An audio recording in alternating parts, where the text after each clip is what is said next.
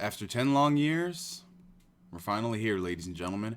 What is going on? My name is NGS. Thank you so much for clicking on the video. And this is a long time coming. I never thought I'd see the day where I'd actually get on camera and talk about this game in full. Today we're going to be talking nothing but Final Fantasy 15. Originally, I was going to do a first impressions video on the game, after 5 to 10 hours of gameplay. But I started to notice something when playing the game that I'll address later on in the course of this video, that I felt my impressions of the game would change drastically the more and more that I played. Now, that might sound strange, can't speak today, saved my life. It might sound strange to some people, like, oh, you're talking like your impressions are going to change, like it's a 180, like it's going to be a drastically different game. Well, kind of. So before we get into this final impression / review / discussion, whatever the heck you want to call it, I have to set some ground rules first and foremost, because if you've been following me on Facebook and Twitter, you know that I am a very vocal individual. I am not a person who wants to hide my criticisms, hide my critiques, hide my thoughts or opinions on anything, because I don't think that's really productive if you have to hide what you're really saying. Whether it's good speech, whether it's bad speech, speech is speech, and you should get out there and let your voice be known. And I've been doing that a lot with this game in particular, and I've noticed I've gotten a lot of, I don't want to say excuses from individuals on my critiques and how they're somewhat not valid, but I want to address some things. First off, we're not going to sit here and damage control. We're not going to sit here and say, well, technically speaking, the game wasn't in development for 10 years, because if you look at it right here, it was in development for 5 years, but then they restarted development in 2012, and then they switched directors in 2013, so realistically, what you're judging is a 3-year game. We're not going to do that right now. What we are going to do today is judge this as a game, a complete product that was released for Square Enix for full price. I don't care about any behind the scenes. I don't care about director shuffling. That does not do anything to change my impressions and opinions on the game. And it shouldn't, for whatever reason, have you guys sitting here and think lesser of the critiques and criticisms that you have for the game. You shouldn't have to temper your expectations because of a 10-year-long wait, or somehow justify why the game was this, because, it was going through development problems and this, that, and the third. Listen, we are gamers. We need to have our voices heard if we want to fix problems. When Duke Nukem Forever came out and it was a piece of crap, people voiced their problems. When Mass Effect 3 had a shit ending, people voiced their problems. So you damn well know I'm going to do the same for Final Fantasy 15. So stop this damage control. Stop this, oh, but Tabata and Nomura, and it's all his fault, and blah, blah, blah. Stop this. Stop. You're here to play a complete product. You spent full price on this product. You shouldn't have to worry about what they're doing behind the scenes. It's their job to release a complete game. Not your job to sit here in damage control for their decisions. With that out of the way, let's talk about Final Fantasy 15. Like I said, we're not judging this on a 10-year scale. I'm not going to do that because I already know people are going to say, oh, well, it's not this. No, we're not going to do that. We're going to judge this as a game. Is this a great game? No. Is this a good game? No. Is this a horrible game? No. Are there good qualities about Final Fantasy 15? Yes. But they're buried beneath a shit ton of BS. And we're going to get into that right now.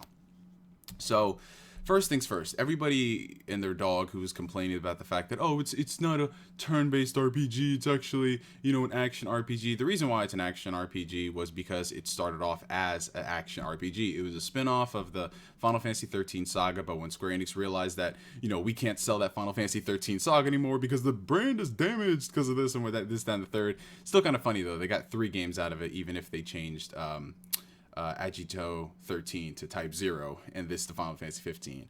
Regardless of that, looking at this as an action game, it's actually pretty decent. I'd say it's more than decent. It's more than serviceable. It's basically the way that this game plays out this is the kind of action game that I would like to play. It's nice, everything is fluid, the combos, like when you're connecting your attacks onto the enemies, you actually feel impact.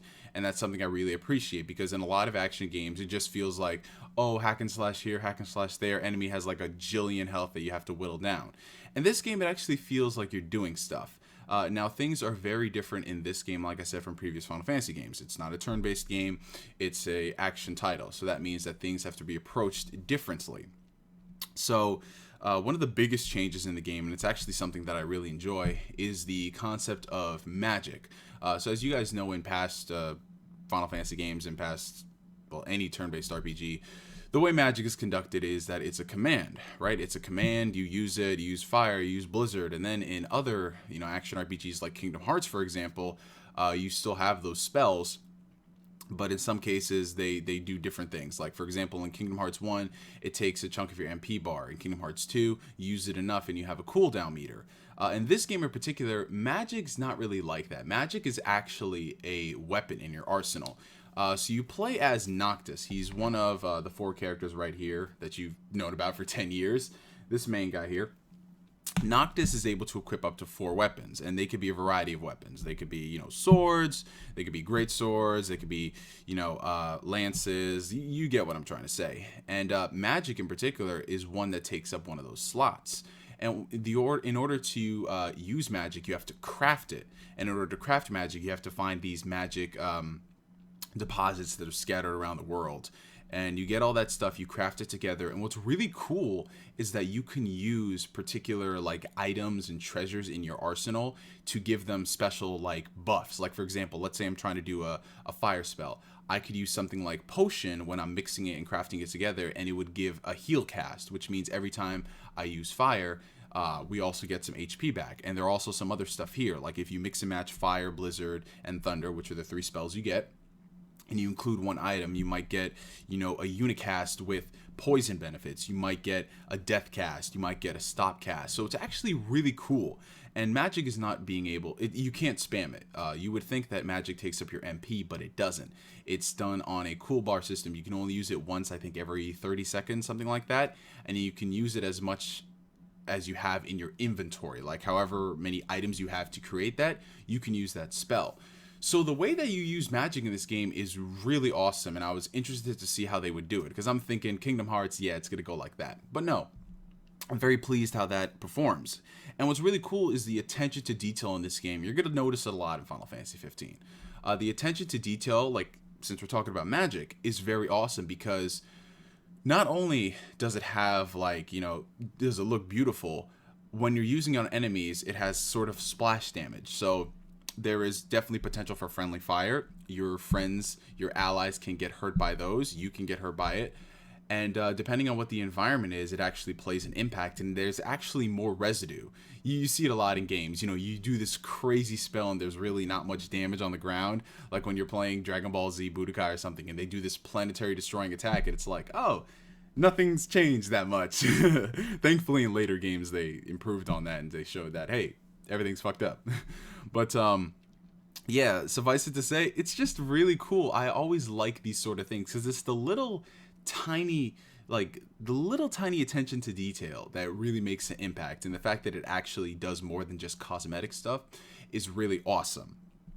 So since we were talking about magic and like how you have to go and find these energy depots and deposits, let's talk about the biggest draw of Final Fantasy 15, and that's the open world. They were billing this as, the first great open world Final Fantasy game, and this, that, and the third. It's basically their answer to Final Fantasy 13 and how linear that game was. This is what I don't understand. Open world seems to be like the new trend. It seems to be the new thing. Like, oh, we want to sell this game for $60. How are we going to get people to stay invested in the game? Let's make it an open world. You saw it happen with Metal Gear Solid 5. You're seeing like tons of open worlds come out. I mean, like in the past couple of years, what have we had? We've had The Witcher, we've had Mad Max, we've had Fallout. We have so many open world games coming out that it's kind of daunting when you think about it. However, I want to stress this. Just because something is open world, that doesn't mean it adds anything to the gameplay experience. And I'm going to tell you why. Because this may seem like an open world, but it's not. It's not. This thing, like, the best way I could describe this game is that it is a fantasy based on reality. Everything that you, like, think looks cool and it's awesome, it's just an illusion. It's literally just an illusion of an open world. And this is why. So you're looking at this open world. You think it's cool. It's like, wow, I can go to so many different places and explore. The world is vastly empty. There's really not much for you to do in this world. The only major contribution that this open world has is that it has pretty landscapes, and you can go and do side quests. That's basically it. This world is big for the sake of being big. There's nothing meaningful to go and explore. There's no cool things for you to do. This isn't something like The Witcher 3 or Skyrim or GTA where there's always something happening in the world. The world is not alive. Everything feels dead. Everything feels pretty much the same. I mean, you have your pretty landscape here, then you have your pretty landscape there, and in between there you have a couple of towns. And this is the thing I don't understand. The towns in this game, they don't feel like anything interesting. They don't feel unique. It's literally just a place for you to go, for you to rest, for you to get potions, stock up on items, and occasionally there's a story mission there. Nothing about this open world screams, hey, if I keep going on this path, I'm going to unlock something really cool. Like, you know how when you play a Bethesda game, in a lot of cases, you could spend 20, 30 hours just exploring the open world and doing side quests because everything keeps going. Like, nothing ever stops. Well, unless a game-breaking bug stops you. But hey, that's a Bethesda game. You expect that. You know, it's like nothing in this game ever promotes you to go, hey, let me check this stuff out. And I know they have a couple of things like dungeons where you can go and do these certain battles and you can get certain weapons and oh my god, it's so crazy, look at this open world. But that's basically it. That is basically it. It reminds me a lot of Xenoblade Chronicles X, where that game was big for the sake of being big. There was nothing in this world that promoted exploration, that promoted you becoming better characters. Nothing. Nothing at all. So I can't really say that this is a positive when it's not adding anything to the experience. If it's just big for the sake of being big, that just means more places I have to travel. And speaking of travel, that's a perfect segue into our next segment. How are you going to travel this open world, Neo? Well, you got to use this thing called the Regalia, and the Regalia is the car. Yes, the car that you've seen shown off in so many trailers, and it was at the Uncovered Final Fantasy 15 event. Now, you might recall that I had a lot of criticism towards this car. I was like, wait, why are they putting a car in this game? It seems kind of odd that this is a Final Fantasy game and they're making you drive a car. And everybody and their dog was like, no, listen, the car is going to be important to the story. It's about Noctis and it signifies, wow, the relationship between him and his father. Yeah, let me just say this. This car could have been taken out of the game and not made a damn difference. And I'll tell you why. Because this car is a frigging crutch. You rely so heavily on this car to navigate the open world. Now you're thinking to yourself, this is an open world, you have a car, it's like GTA, right? You can just go and explore. No, the car is on rails. When you get in the car and you're driving on to your objective, everything is on rails with very minor segments for you to diverge. And that's it. You remember how I said the open world's big for the sake of being big, but it's not alive, it doesn't promote exploration? That's the same thing with the car. Literally the same thing. And the mechanics are some of the worst that I've seen in games. Literally, why give us control of this car if it's not going to make a damn difference? Most cases, what I do is just have Ignis drive me to the destination. But here's the problem.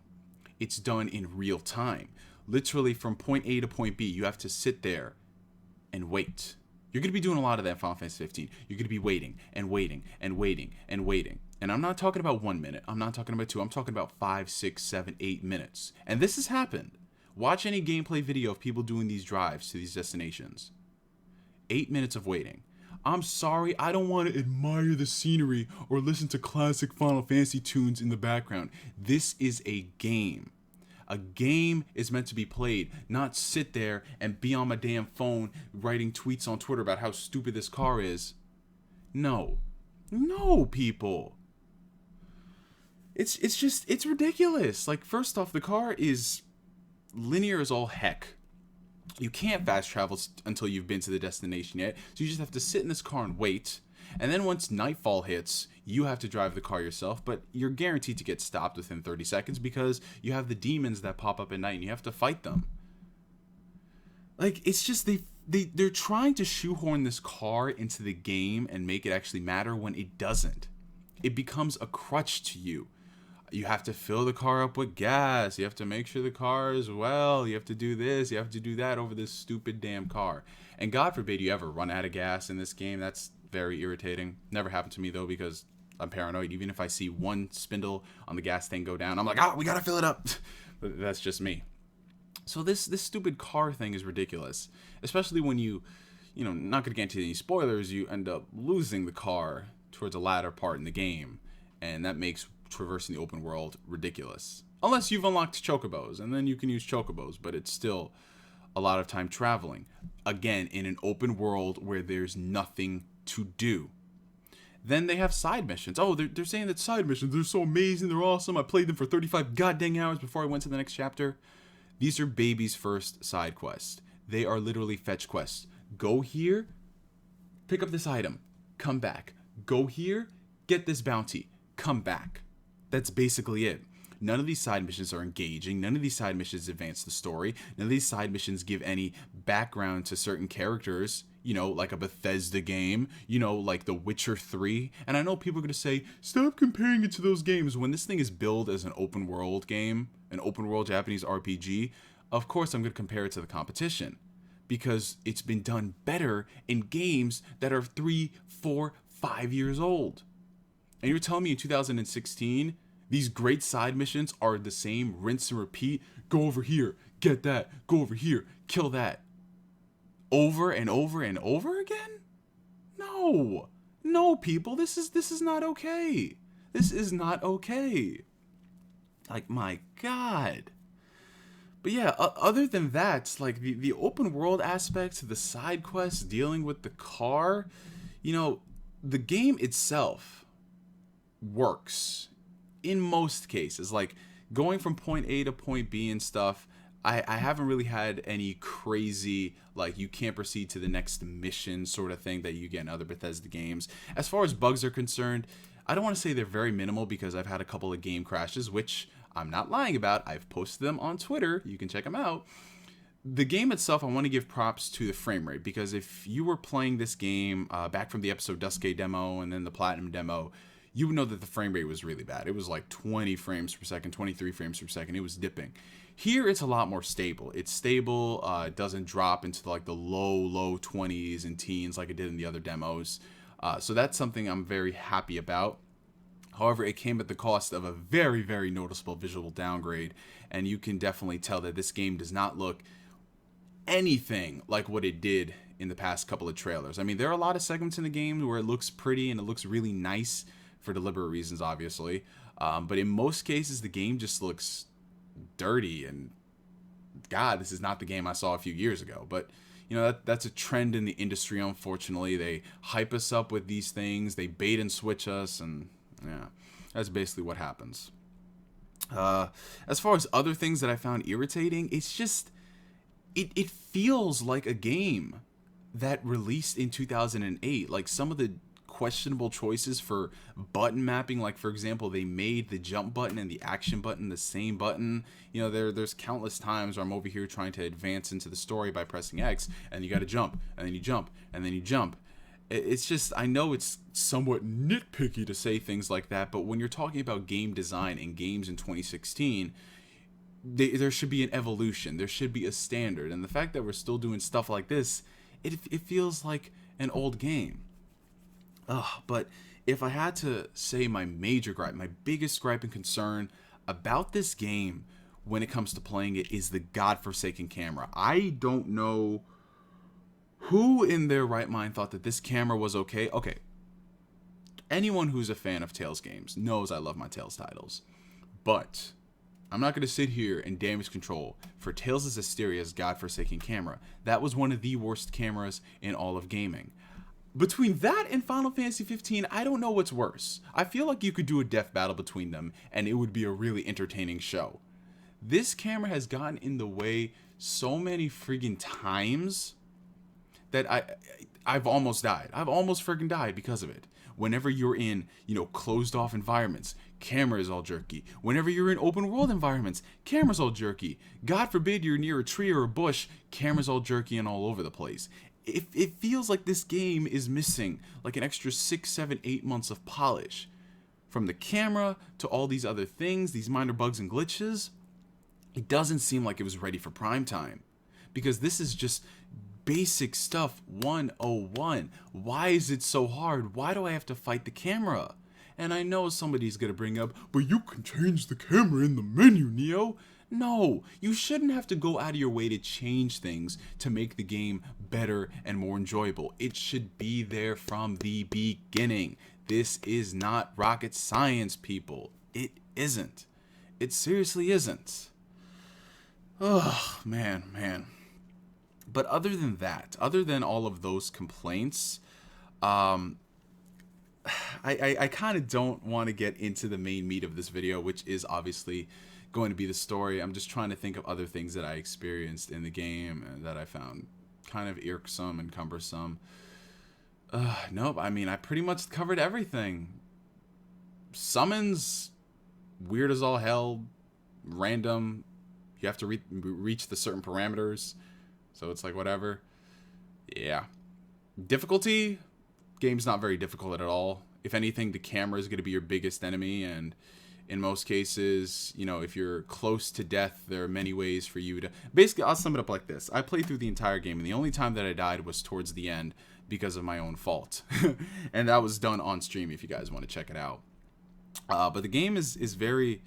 very easy. It's not like you're going to be having a tough time with it. You don't have to level grind like crazy like a lot of people are saying. I was able to beat the game and I was like 42, 43, something like that. And I know some people are playing it and they're like, yeah, man, I'm level 99, about to wreck all this shit. You're going to wreck shit regardless, bro. Oh, speaking what else? Summons, big things. Ooh, yes. Let's talk about the boss fights. Yes. These boss fights, these big cinematic boss fights, right? Whoever designed these, whoever was the director of game design, needs to be fired. Because if you think that QTEs, on-rails QTE segments count as great boss fights, stop. When God of War from 2005 has better cinematic boss fights than Final Fantasy 15, a game that's out 11 years later, stop. These boss fights are some of the worst I've ever played. They're not even boss fights. The Titan boss fight, everyone's saying, whoa, it's a spectacle, man. You're meant to enjoy the scenery. No! All you're doing is just sitting there, waiting for the opportunity to press O. Press O, it does some things. You got some little random enemies here. They don't matter. Wait for this guy to come down. Press O. And that's it. The Leviathan boss fight, the thing they showed off in the E3 2013 trailer that looked so cool and awesome and dynamic? No. Basically what happens is, oh, you're just warping from here to there, wait for the story cutscene to kick in, then you're God mode and you're literally just spamming and spamming and spamming and spamming and spamming. There is no skill to these boss fights. There's nothing to them. They're either ridiculously easy or on-rails QTE. And it's the worst part of on-rails QTE because it's not something like God of War where you do a lot of damage and you have to fight the boss and then it goes into a QTE segment. It's not something like Asura's Wrath, which is all QTEs, but it's so damn cool. It's not something like Naruto Shippuden, Ultimate Ninja Storm, where you have QTE boss fights, but you actually fight the boss. It's not like that at all. Ugh. Now that we've done that, let's get into the main meat and potatoes, 24 minutes into the video. Let's talk about this story, this godforsaken story. I want to slap the person who ever thought that splitting up the story of a full-price $60 Japanese RPG between a mediocre movie and anime shorts on the internet. I want to find out who thought splitting all that stuff was a good idea. Because why is it that I'm playing this game and in the first chapter or two, I literally don't know anything what's going on? And I've played a lot of Japanese RPGs. I'm used to you just being thrown into a situation, but the game explains it as time goes on. You learn about these characters. You grow with these characters. I understand it. I've played it. This entire game, you don't understand what is going on. You don't understand anything about these characters. You don't care for them. You don't know a damn thing about them. And the worst part is they expect you to care. So many people have told me, oh, you need to watch Kingsglaive to understand what's happening. Literally, you remember the Niflheim invasion in all of the trailers from the past couple of years. The crazy re-reveal trailer 15 at E3 2013, where it showed Noctis and all his friends fighting those guys and then fighting the Leviathan. That invasion's not in the game. It's only referenced in a 30-second cutscene. All the stuff dealing with the Empire and, you know, this stuff right here about, you know, them usurping and, you know, I'm trying not to get into spoilers, but, you know, them usurping the kingdom and all that stuff, not in the game. You have to watch Kingsglaive to get not the whole story, but a better understanding of things. Why do I have to do that? Do you understand how stupid that is? That's like going to the movie theater, watching a movie, they explain nothing in it, and then saying, oh, you have to buy this comic right here based on the movie to understand what's going on. No. Supplemental material comes after the fact if you want to grow an established universe. That's what they did for Star Wars. That's what they did for everything that has stories, because they grow from it. Final Fantasy 15 splitting off Kingsglaive in this Brotherhood short, I don't care how relevant they are. If they don't explain the story in full, it's not worth it. It's not worth it. Because as it stands, the story in this game is piss poor at best. Literally, you're just thrown in these scenarios and you don't know what in the world's going on. And you're telling me I have to watch a stupid, mediocre movie outside of the fact you want me to spend my own money to get a better understanding? No. Get the hell out of here. Seriously. That is not how you do things. And I'm not joking when I said this story is so jarring, it is so incoherent, because literally things happen, you get no explanation on whatsoever. Shit just happens and the characters start talking about it, like you're supposed to know these things. You have characters that show up on screen for 2 seconds. Who are you? Can I get an understanding of who you are? Oh, you didn't watch Kingsglaive? Oh, you don't know him. Oh, you don't know about Ignis and Gladio? You should have watched Brotherhood. Oh, you don't know why this character died? Well, we don't know about that either. Are you for real right now? This game that's all about friendship and family and brotherhood, I don't give a flying fat fuck about any of these guys. But we're supposed to like them because car talk banter and, you know, Prompto's photos and, you know, Ignis, I've come up with a new recipe. No, that's not how these things work. These are not great characters. These are caricatures of characters. And this whole Niflheim invasion, this thing that was like on the epic scale that they built it doesn't seem to have a rippling effect throughout the world. Everybody seems pretty much okay with it. You only hear about it in passing from certain folks. You'd think that this would be a big deal, but it's not. But I assure you, ladies and gentlemen, the story, it doesn't get worse. It gets worse would be the lesser of two evils. Because literally, it just... That's the best way I could describe it. Because as you're going on from 1, 2, 3, and everything onwards, these chapters are ridiculously short, by the way. You know, I was able to complete the game in 30 hours, but I didn't start getting into the story until I was about, 10, 12, 13 hours in. So the fact that this game is, on the low end, 15 hours long, that's a problem. That is a problem. This is a Final Fantasy game, and they're saying that the reason they cut out the stuff in Kingsglaive and Brotherhood was because they would add on to the time of the story? The game is like 15 hours. How is that? What? And the further you go along, you get into these scenarios, again, that don't make sense, but they want you to care about them, right? You end up meeting Noctis' fiancée, Luna. You don't care about her, but they want you to care about her. Even with what happens to her, which I'm not going to spoil. But, you know, you don't care about her. And I want to talk about Luna for a second, because I want to call out this fucking fraud, Hajime Tabata. This dude over here was talking about how, oh, the reason we removed Stella from the game is because we wanted, you know, a more strong female protagonist. Luna is not a strong female protagonist. She isn't. She does nothing in this game except sit around, wait for Noctis by the window, look at me, I got a fucking trident, and then something happens to her. Which you guys can probably already surmise right now.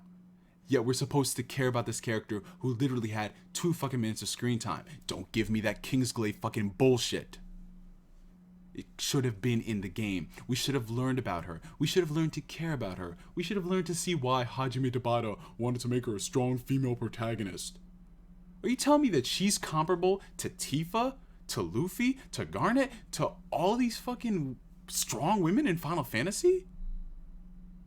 No! She's a parody. She's the stereotype. But we're supposed to care. Right.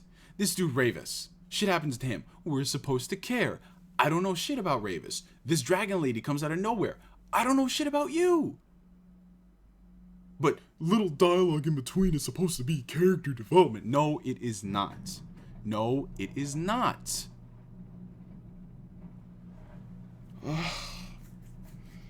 And then you get into the if you want to talk about things cut from the game, this is what gets on my nerves more than anything. There are segments in the game with these characters, and it happens to all of them, Gladio, Ignis, and Prompto, where they all vanish from the party. Some voluntary, some not. And then they suddenly come back in with no explanation whatsoever. You remember how in old RPGs, where sometimes there would be a rift in the party where you'd all have to go your separate ways, and then you would play as those characters and do their stories? Final Fantasy 15 has that scenario, but you have to pay for it. There's no explanation for it whatsoever in the game. Stuff happens with Gladio. A really, really major shocking thing happens to Ignis. Yeah, did you buy the season pass? And Prompto disappears, and we're supposed to care about his revelations. Yeah, buy the season pass and watch Brotherhood. No.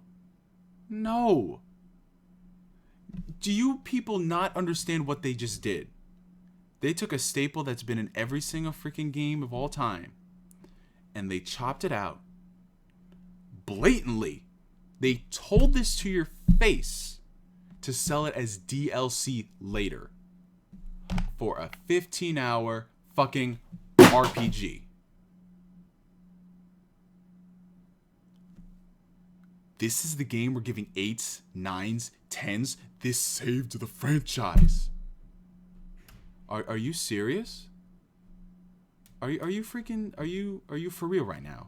This is what we're doing right now.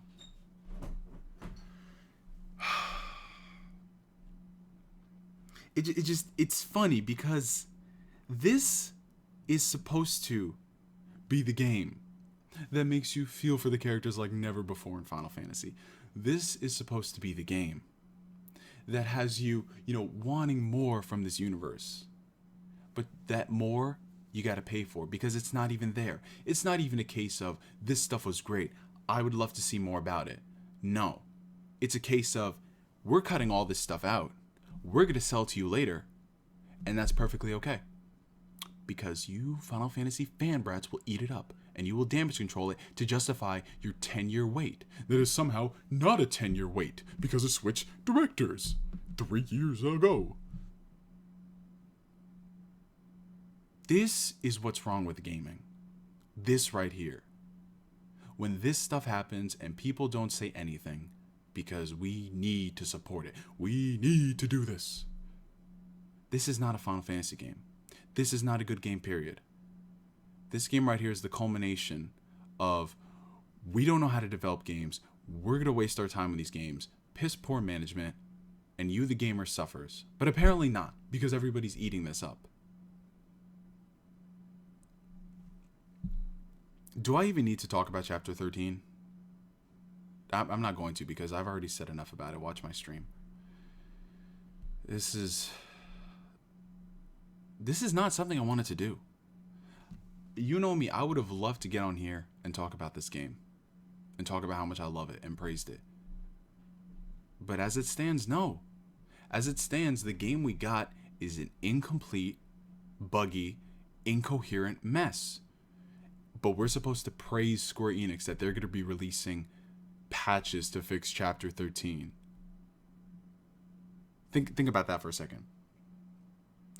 The game is so bad that the company has to go back there and patch an entire segment of the game that's like 2-3 hours long. And they're selling you DLC for the other characters on top of it.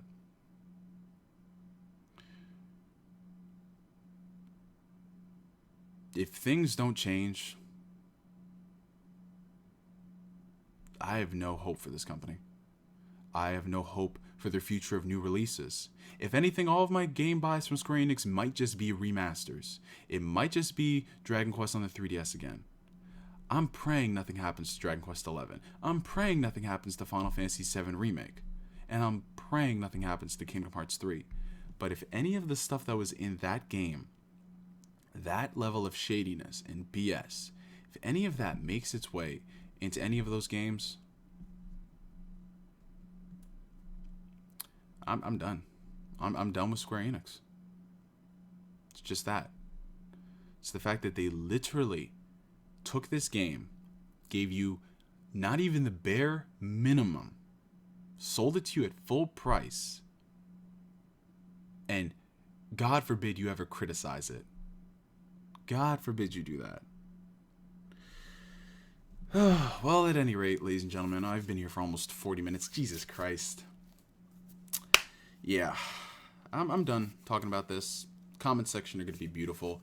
But hey, sit there and try to damage control this story that is non-existent. Yeah, that's all I'm going to say. Have a good one, guys. I'm going to go watch Star Wars again.